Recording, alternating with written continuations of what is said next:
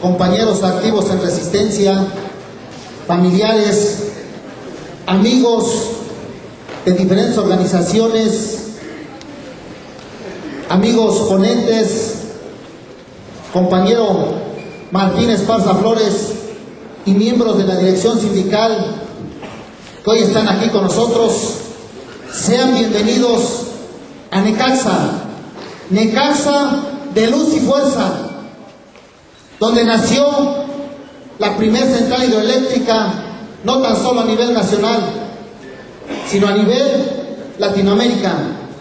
Esta es su casa, un lugar de grandes guerreros que en estos más de 28 meses de un decreto asesino que quiso acabar con el Sindicato Mexicano de Electricistas, desde aquí decimos que el Sindicato Mexicano de Electricistas hoy está más vivo que nunca. Hoy se han unido las familias, el pueblo, las organizaciones, y hoy no tan solo somos 16.599 trabajadores en Resistencia ni 22.000 jubilados. Hoy somos centenas de miles de electricistas y no tan solo donde Luz y Fuerza daba servicio. Hoy hemos rebasado esas fronteras y además la lucha del Sindicato Mexicano de Electricistas no tan solo es por recuperar nuestro empleo. Hoy vamos por la defensa de todos los trabajadores del pueblo de México. Sean bienvenidos todos. Gracias a los amigos ponentes que están aquí con nosotros a darnos este foro que es muy importante, no tan solo para Necaxa, sino para el Sindicato Mexicano de Electricistas. Bienvenidos amigos, bienvenidos hermanos de clase del Sindicato Mexicano de Electricistas, y gracias compañero Martín por haber impulsado este foro. ¡Que viva el Sindicato Mexicano de Electricistas! ¡Viva! ¡Viva la división Necaxa! ¡Viva! Y vamos juntos hasta la victoria. Muchas gracias.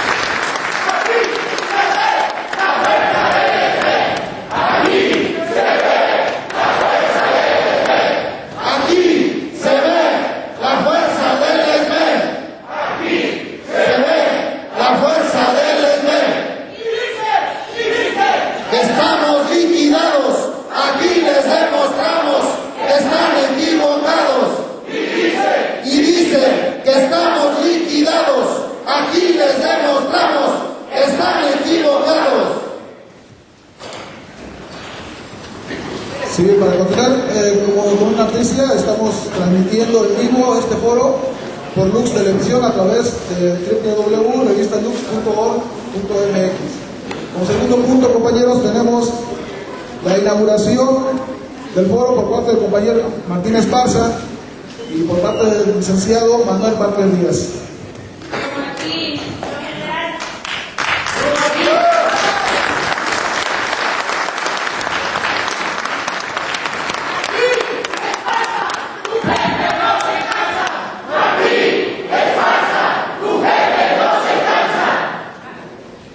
Muy buenos días, compañeras, compañeros.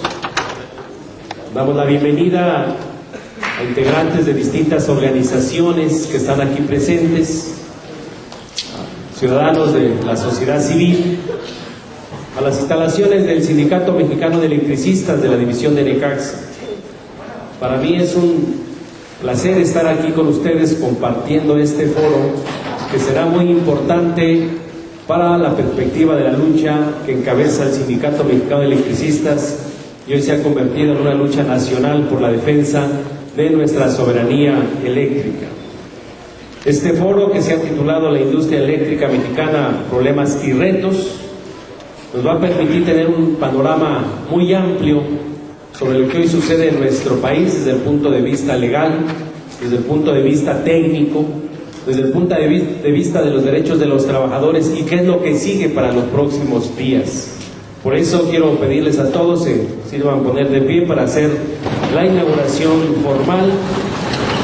Enseguida darán uso a la palabra a los distintos ponentes, siendo las 11:05 de este día, sábado 25 de febrero del 2012, damos formalmente inaugurado este foro, la industria eléctrica mexicana, problemas y retos en la división de Necaxa. Muchas gracias, que este foro sirva para el análisis y sobre todo para mantener la resistencia de todos los que tenemos memoria histórica de que el sector eléctrico es un área estratégica y debe de seguir siendo propiedad de nuestra nación para el desarrollo económico y social de este país. Muchas gracias.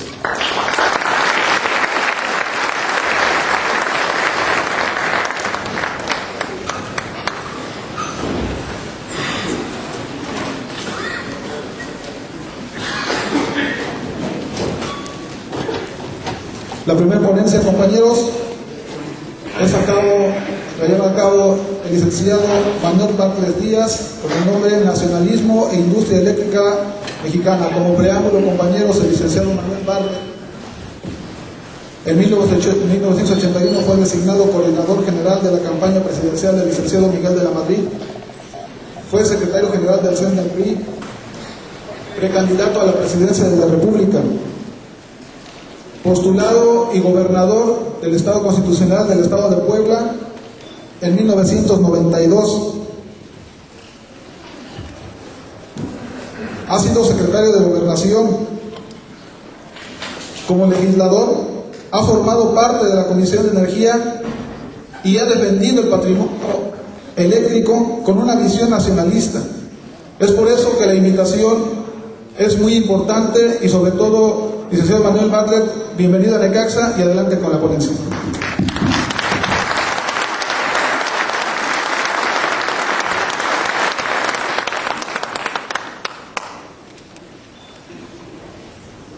Me siento muy honrado en estar en este auditorio, en esta población que es la cuna de la industria eléctrica mexicana. Muchas gracias por esta invitación.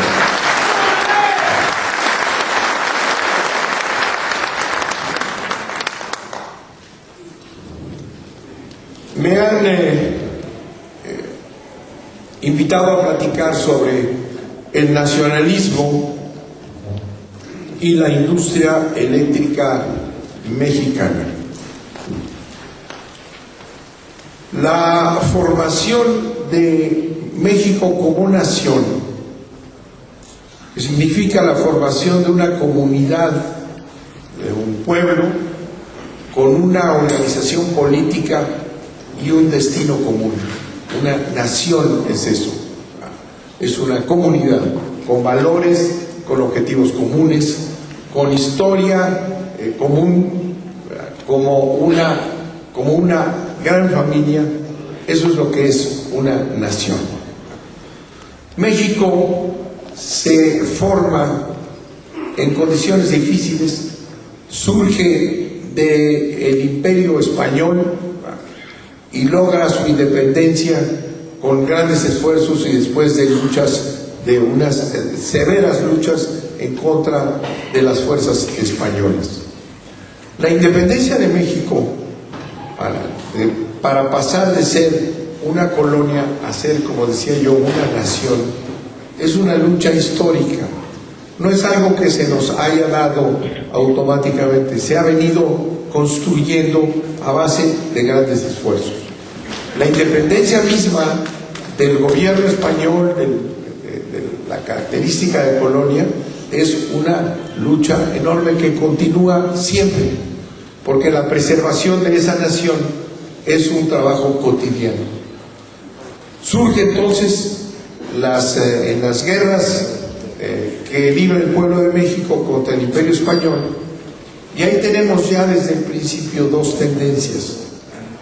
Por una situación histórica, España es invadida por Francia, tiran al rey de España y se viene una situación de total desequilibrio del Imperio Español, y empieza en México un movimiento de los propios españoles, ¿verdad?, buscando independizarse para preservar sus privilegios. México era una una colonia en donde estaban perfectamente establecidas las clases, los españoles en primer término, los criollos en segundo, que eran ya los españoles nacidos en México, finalmente los mestizos y en el fondo los indios.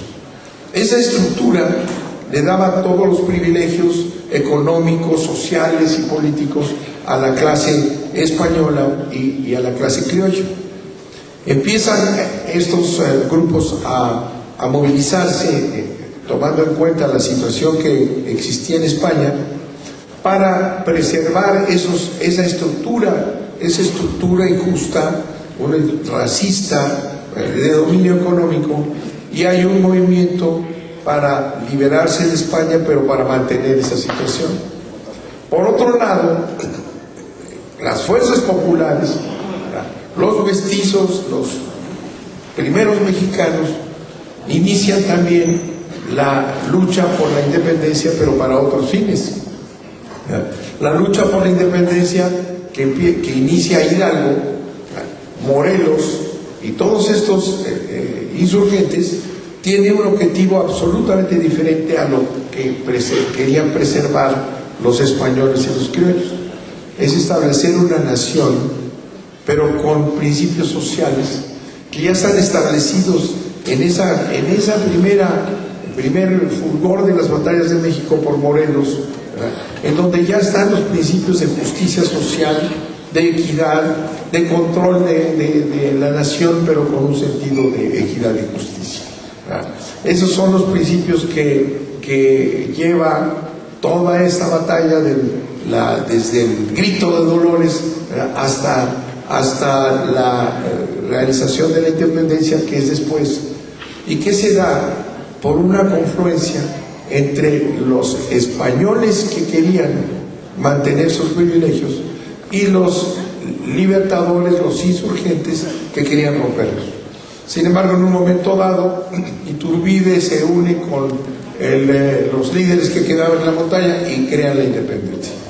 Y desde entonces, México se declara independiente, y desde entonces se establece una lucha entre los que quieren mantener los privilegios y quienes buscan una sociedad igualitaria social. Esa ha sido la lucha eterna de México. La lucha de estos intereses populares y sociales siempre tiene un contenido nacionalista, un contenido que busca hacer de los mexicanos, de esa nación en construcción, una comunidad que tiene una vocación de independencia y de soberanía. El otro grupo, el grupo criollo español, lo que busca es mantener sus privilegios y una vinculación constante con la matriz, con la metrópoli española.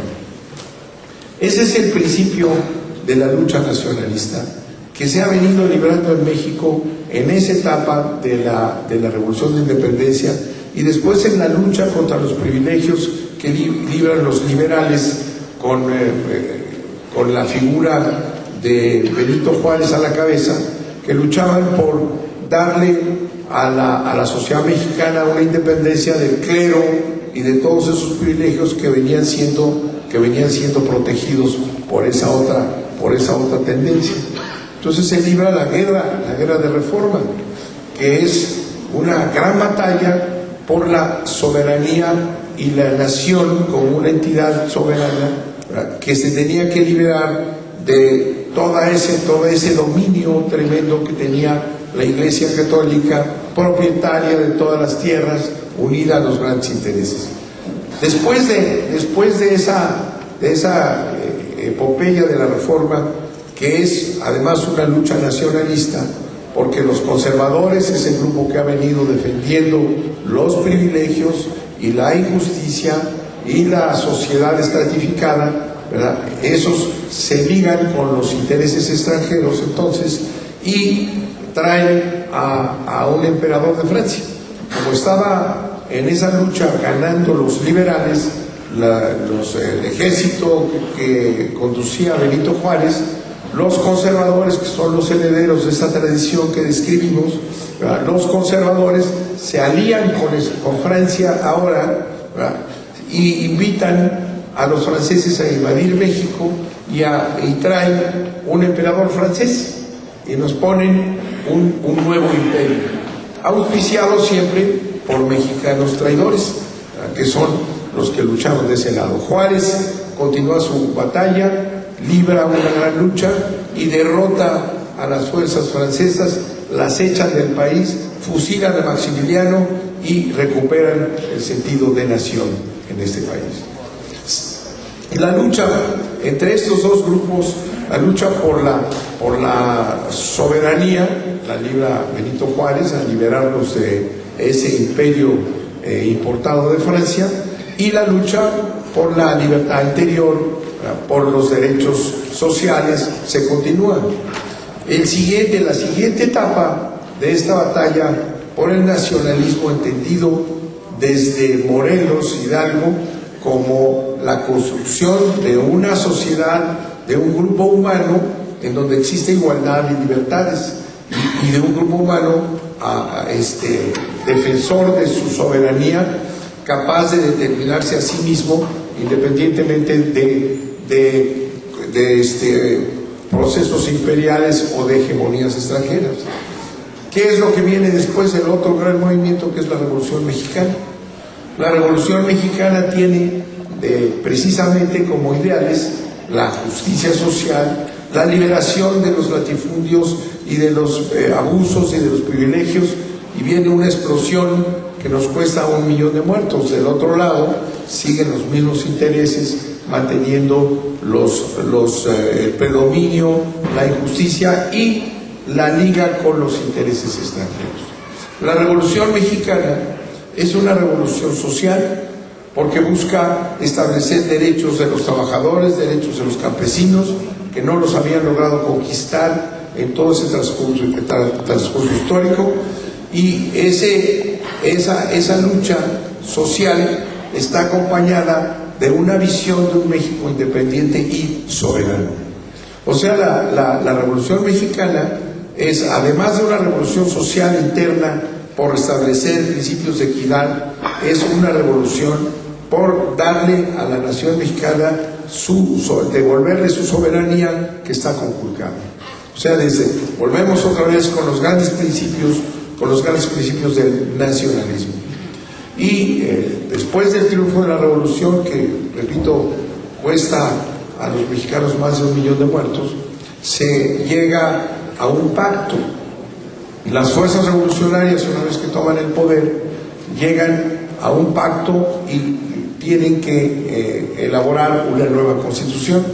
Los grandes principios que se impulsaron a través de las luchas de la repartición de la tierra, que estaba concentrada en unas cuantas manos, que es la reforma agraria, y el establecimiento de los derechos de los trabajadores.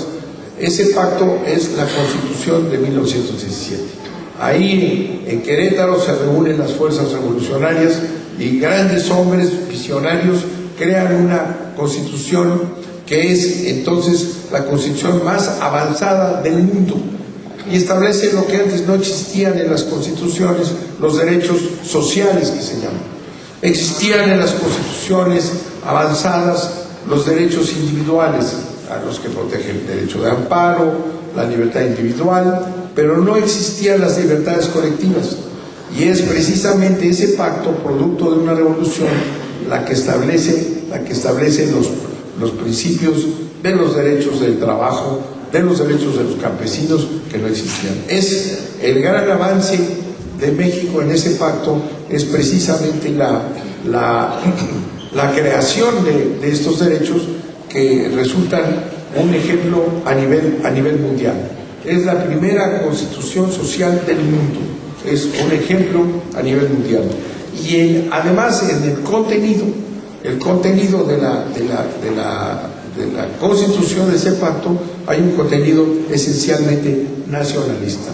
Volvemos al mismo principio de la voluntad de crear una nación independiente y soberana.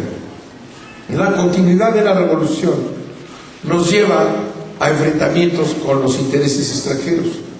Los intereses extranjeros que estaban coludidos con intereses nacionales en estos privilegios eran intereses norteamericanos, ingleses, propietarios de enormes extensiones de tierra. De manera que la reforma agraria que ordena la Constitución, a lo que se enfrenta, no solamente se enfrenta a los grandes latifundistas y a los grandes capitales nacionales, sino a los latifundistas norteamericanos. Los norteamericanos, los ingleses, los europeos tenían también grandes posesiones de tierras en el país. La reforma agraria, la repartición de los latifundios, inmediatamente se topa con los intereses extranjeros y empiezan las amenazas de las potencias extranjeras por invadir a México para detener la realización de los propósitos revolucionarios. Sucede lo mismo en materia de energía, que es uno de los elementos del nacionalismo más claros en la formación de esa nación después de este pacto. La explotación de la energía eléctrica estaba en manos de empresas extranjeras. La más grande, la más importante, era México Power and Light Company, que se fundó aquí, que por cierto, precisamente dio origen a uno de los primeros sindicatos en el seno de una empresa extranjera, que es el Sindicato Mexicano de Electricistas, que inicia desde entonces la lucha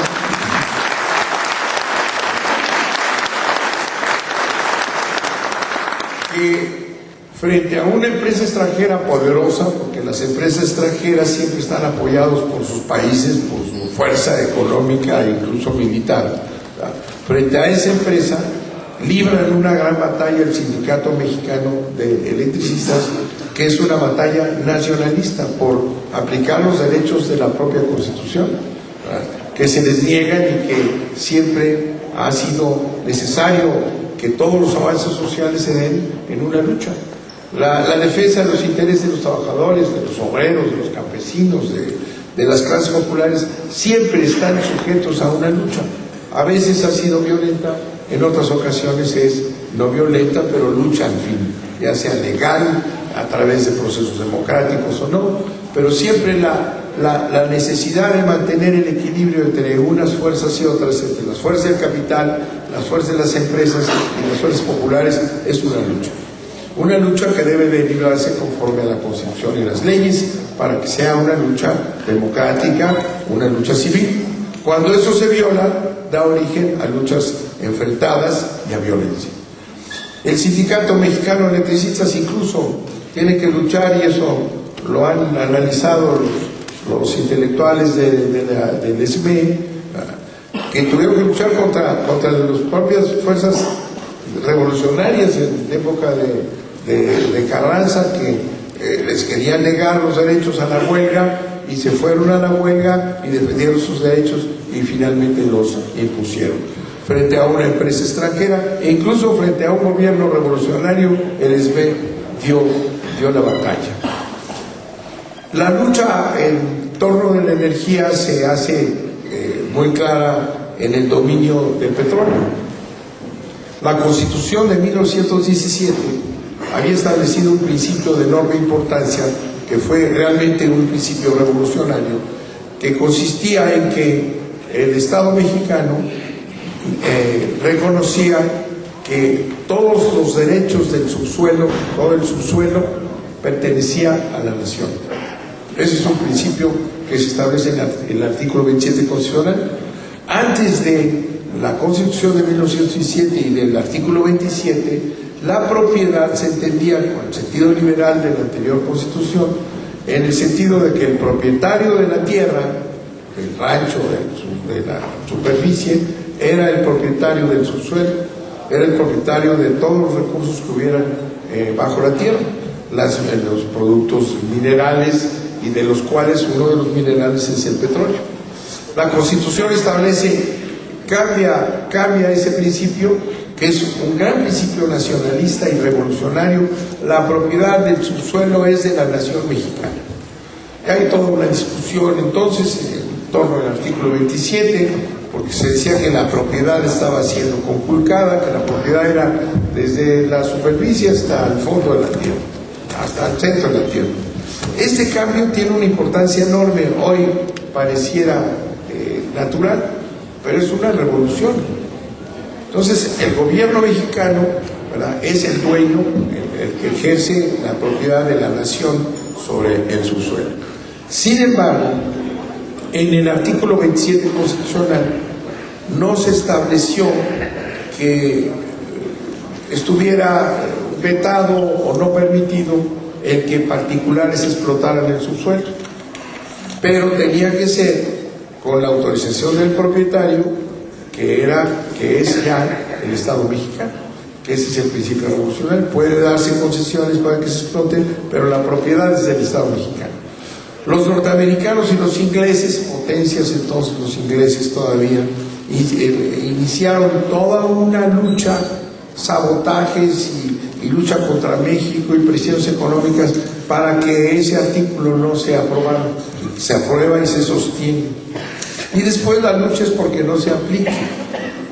Entonces hay toda una, igual que en la electricidad, la explotación del petróleo estaba en manos de empresas extranjeras, de grandes empresas extranjeras, a las nacionales, dueños de la tierra, a través de toda clase de marrullerías, porque la compraban o porque se la quedaban o porque la alquilaban en condiciones verdaderamente onerosas para los propietarios, pero exigían que la explotación petrolera fuera reconocida a las empresas extranjeras que tenían el dominio de la tierra.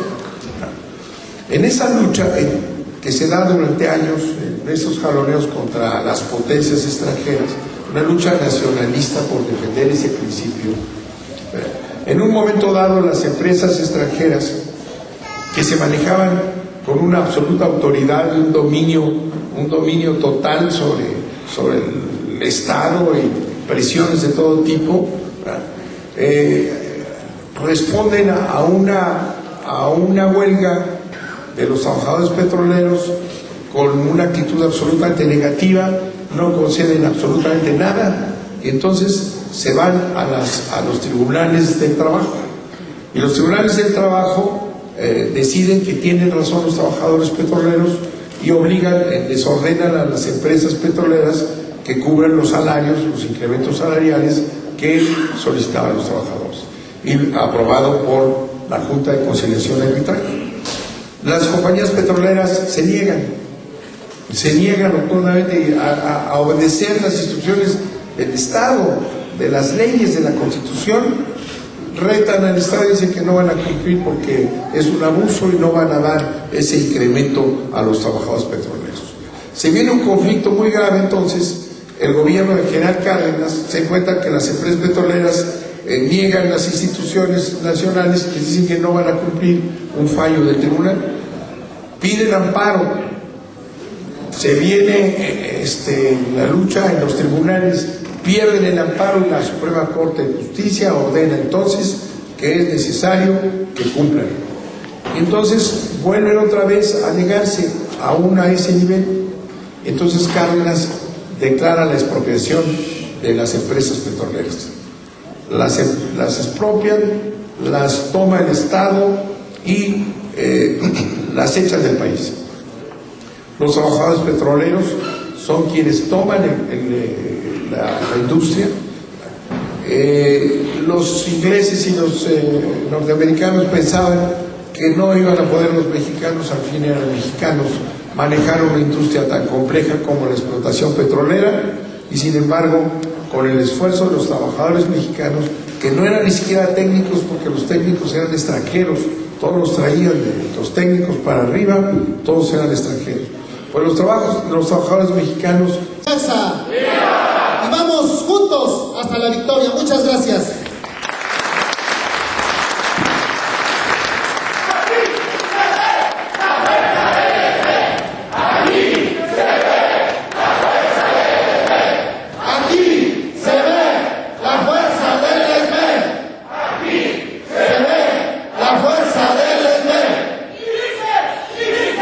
Estamos liquidados, aquí les demostramos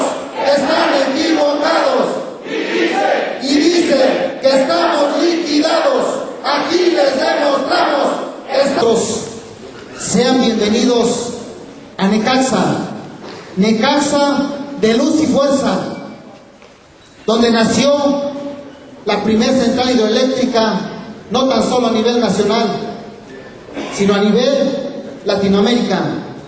Esta es su casa, un lugar de grandes guerreros que en estos más de 28 meses de un decreto asesino que quiso acabar con el Sindicato Mexicano de Electricistas, desde aquí decimos que el Sindicato Mexicano de Electricistas hoy está más vivo que esa de todos los trabajadores del pueblo de México. Sean bienvenidos todos, gracias a los amigos ponentes que están aquí con nosotros a darnos este foro que es muy importante, no tan solo para Necaxa, sino para el Sindicato Mexicano de Electricistas. Bienvenidos amigos, bienvenidos hermanos de clase del Sindicato Mexicano de Electricistas, y gracias compañero Martín por haber impulsado este foro. ¡Que viva el Sindicato Mexicano de Electricistas! ¡Viva! ¡Viva la división de...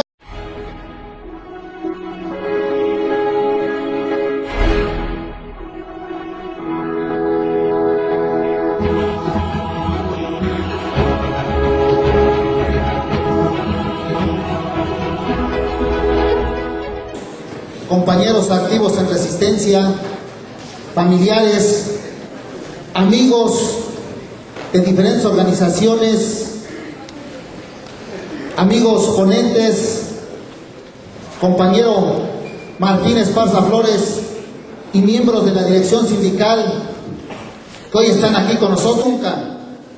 Hoy se han unido las familias, el pueblo, las organizaciones, y hoy no tan solo somos 16.599 trabajadores en resistencia y 22.000 jubilados.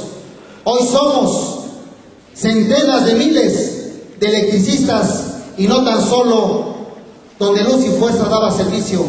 Hoy hemos rebasado esas fronteras, y además la lucha del Sindicato Mexicano de Electricistas no tan solo es por recuperar nuestro empleo. Hoy vamos por la defensa